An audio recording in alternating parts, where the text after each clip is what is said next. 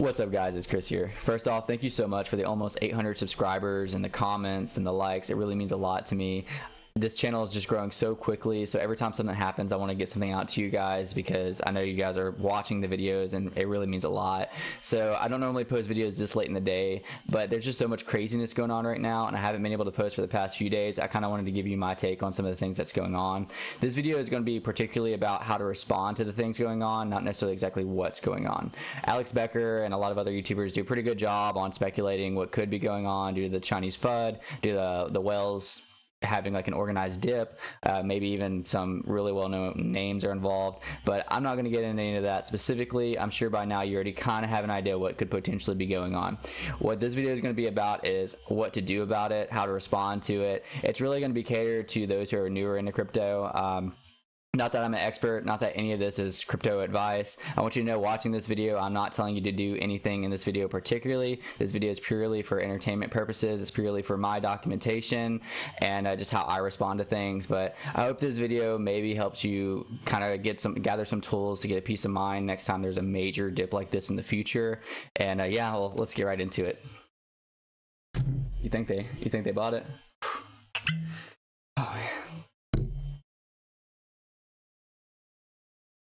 So let me show you how I stayed calm during this dip. As many of you know, Bitcoin dropped down to $30,000 a couple days ago, and it's already dipping again at around 35K right now. It's a possible another pretty big dip, hopefully not big enough to do anything detrimental. Ethereum almost got cut in half. Binance went down, Cardano went down. I mean, everything went down, obviously. You see a bunch of red in the top 25 coins. You see a lot of red across the board. That's because all coins are altcoins off of Bitcoin. Anytime Bitcoin drops, all other coins drop. You probably know that if you're watching this video by now. But so that's why a lot of people like Alex Becker kind of argue that Bitcoin price was manipulated, which in return manipulated the whole market. But again, we're not going to get into that specifically in this video. We're going to get into what to do about it to give ourselves a peace of mind. So the first thing I want to talk about is dollar cost averaging. You might see the word DCA a lot throughout the crypto community. And again, this is just very elementary stuff for those of you that's been in it much longer than me. I'm just saying this for my newer viewers, for people who are just getting into crypto, or people that just might not be familiar with the more, I guess, technical terms of it. All dollar cost averaging is say you buy in Cardano at $2, you know, last week when it was worth over $2, and it dropped down to $1, which for some reason CoinMarketCap, even on the 7-day chart, isn't showing that it dropped all the way to $1, but it definitely did drop to $1. Now only certain people were able to snag it at $1, but for sake of this video, let's say it dropped down to $1. If you have a large portion in at $2 and then you bought in again at $1, your dollar cost average is $1.50. So now you own Cardano at $1.50. So that's just a good way, instead of saying, man, I bought in at $2 and it dropped to $1, I lost all this money, or I missed a good opportunity.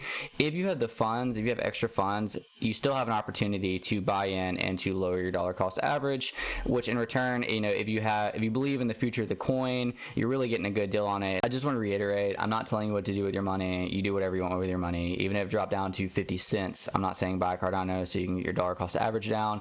Who knows, we might go into a bear market and Cardano might just go all the way down 80%, and maybe that's the best time to buy.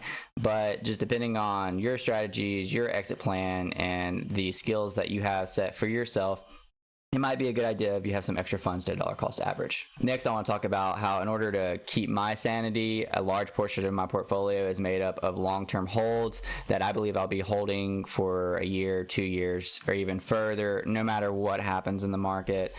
I'm going to go over the coin that I know most about, which is OMI or eComi. Not that this is a very insanely popular coin, but this is just an example of how, if you've done your own research and you really believe in the coin, then no matter what happens, you're going to still hold. If you see that the last 30 days, this has a 57% dip. This actually dipped before the entire market dipped, and when the entire market dipped, it barely even dipped. Again, I'm not saying go and buy eComi, go do your own research about it. eComi is, in my opinion, leading the platform on digital collectibles, on NFT collectibles. I know a lot about the company, I know a lot about the founders, and I know that with my own research and with my money that I am willing to lose, that in a couple years down the road, I don't think OMI will have a problem going up. I think it's a long-term hold. So even seeing it drop 50%, even seeing it drop 80-90%, I've done enough research and I'm confident enough that in years down the road, I really think the price will do well, and I'm not worried about these dips. I'm not worried if we went to a bear market tomorrow. I know the value of what I hold, and I believe it's true, and my confidence in that keeps me sane. I also just want to point out while we're here that although you might have been involved with the crypto community for months, years, however long, it might seem to you by now that just everybody you know is involved, that you're pretty much late to the game. You've seen coins go from a couple cents all the way up to a couple dollars or even more than that, and you just feel like you're late. I don't know how credible these statistics are, but I kind of just using this chart as just kind of a reference point. You can go search anywhere online and realize that the adoption rate of crypto just isn't there yet. My country specifically, I've actually heard it was a 1 to 4% adoption rate. This chart shows that it's a 6% adoption rate. Let's even say that it's a 1 to 10% adoption rate. That leads for 90% growth in the future if crypto is massively adopted. I'm a believer in crypto, not just for the money currently that I can make on it now, but for the future. And I think crypto will be adopted into our societies, into our cultures. So in my opinion, if you're holding crypto now, even if you hold through a bear market, I personally think one day it will be worth more than what you're holding it for if you know the future of the coin, if it's a coin that you've done your research on and that you really believe in. Once crypto is massively adopted, even more so than it is today, to me it just has no chance but to go back up next cycle or even in the future. So when things dip, I just think about the fact that only 6%, let's say even up to 10% of the United States owns crypto. Imagine when that number even hits 50%. I mean, a lot of the coins values that we think are great now should theoretically be worth 5x, 10x in the future. So that always makes me feel better when holding long term, because I just know even if my coin's worth 80% less in a couple months from now as it is now, in a couple years from now, it should be worth a lot more than that, and that kind of gives me peace. It's also worth noting, if you know anything about staking, you actually earn passive income from staking because you're rewarded with whatever crypto that you stake. I am personally staking several cryptos. One of my favorites is Cardano's stake. It has a 5% APY. If you put it into the staking pools, typically it averages around 5%. So that means I get passive income off of just staking my crypto. So even if we go into a bear market in the next couple of months, or whenever the bear market could potentially come, I know that I'm still making passive income, even if it's significantly less than what I was making, say, right now. So with me, it's kind of like I'm staking it, I'm putting it off for X amount of time. I'm not going to look at it, I'm not going to think about it. Sure, it affects me when price drops, but at the end of the day, I know the crypto that I hold, I know what it's going to be worth in the future, and that's going to be, I believe it's going to be worth more than what I'm holding it for right now. And sure, I can rebuy. I could sell it before the bull market ends and buy back in when the bear market hits. But it's already up for stake. I'm not thinking about it, and it's earning me passive income. So for me, I'm just going to go ahead and keep on holding certain cryptos. I'm also have like KuCoin, which also earns passive income. I actually haven't bought into Binance. I thought about it, but again, I'm not going to go over certain cryptos and why you should or shouldn't. I would recommend that you find you a crypto that you like and go ahead and stake it. Another option is if you want to not stress out about the price, you can go ahead and buy a ledger. I'm actually waiting on a ledger from Ecomi. They're about to release their second set of ledgers, and that way you can just go ahead and put your crypto in a ledger, and it's not an impulsive thing. Like you see the market drop, you put in your ledger and try to sell it real quickly. It's going to make you a lot more prone to not want to panic sell, because in these situations, again, not financial advice, I don't think panic selling is the best option. I think a lot of times you're really going to be mad at yourself if you sell at a 40-50% loss, knowing that if you could have held it, it's an unrealized loss at the time and could even one day be a gain. To me, it's just a no-brainer. With that being said, everyone has a different exit strategy. So I actually just watched Alex Becker's video yesterday, and he was talking about like his exit strategy is once Bitcoin hits 24K, he's going to go ahead and exit. That's his exit plan. He's already 10x, 15x on a lot of coins he's holding. So even exiting at 24K on Bitcoin, it's going to be a 10x for most of his altcoins that he's holding. He's also a billionaire that doesn't rely on crypto. He just kind of does it for fun. So that's why he's doing it. So create your own exit strategy, create your own exit plan, and you can't really lose if you're committing to something that you've done your own research about. Last thing about a ledger that I want to point out, and I just thought this was kind of funny. I just saw on cryptocurrency that this guy found 25 Bitcoin in an account created 7 years ago. Now, I don't even really know. It looks like the comments are kind of skeptical whether this is true or not, but basically this dude just landed a gold mine. He probably, if this is true, he basically put his Bitcoin on a ledger, lost it, and just found it, and hopefully he has the seed phrase to unlock it.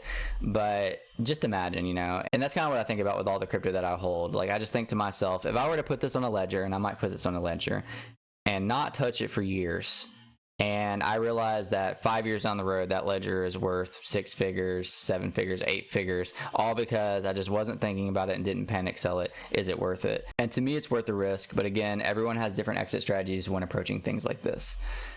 I just couldn't imagine, you know, like 4 or 5 years from now. And honestly, I think this is like a conservative approach. Pulling out my Cardano out of stake and it being worth, you know, $10. And that entire time I was earning interest, that entire time I was holding, and I wasn't stressing and I wasn't caring about it. Not saying that will for sure happen, but what a treat that would be. Or whatever coin you want to pick. I just want to say to conclude this video, again, referring to Alex Becker again, he is talking about if you're very worried, if this is interfering with your everyday life, this is making you depressed, this is hurting your life, then maybe you have too much money in the market than you're willing to lose. And if that's the case, then maybe once we hit our next bump, maybe when we go up on the rise again, you should potentially exit some of your positions to where it doesn't interfere with your everyday life. That way, you know, if the crypto were to go into a bear market tomorrow, it wouldn't be easy. It would suck. It's going to hurt all of us in some way or another, but you know you're not going to lose everything. Guys, if you watched this video, thank you so much. I really appreciate you supporting the channel. Let's do a quick recap. This video mainly talked about how it'd be a good practice to dollar cost average, to only invest in projects that you're willing to hold long term and that you've done your own research on, and finally, don't invest more than you're willing to lose. This has been an extremely stressful week for a lot of us.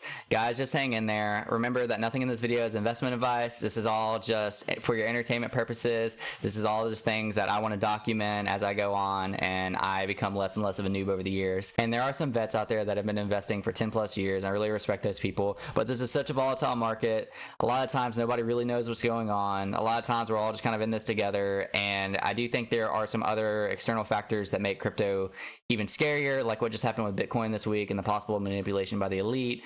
So it's a wild game. You know, if you're investing in crypto, I'm glad to be a part of the community. It's been a lot of fun. I love these like sub communities that I've found, and yeah, we're just all suffering through this together, guys. So hopefully next week I'll be making a positive video on the rebound of Bitcoin, but we'll see then. Until next time.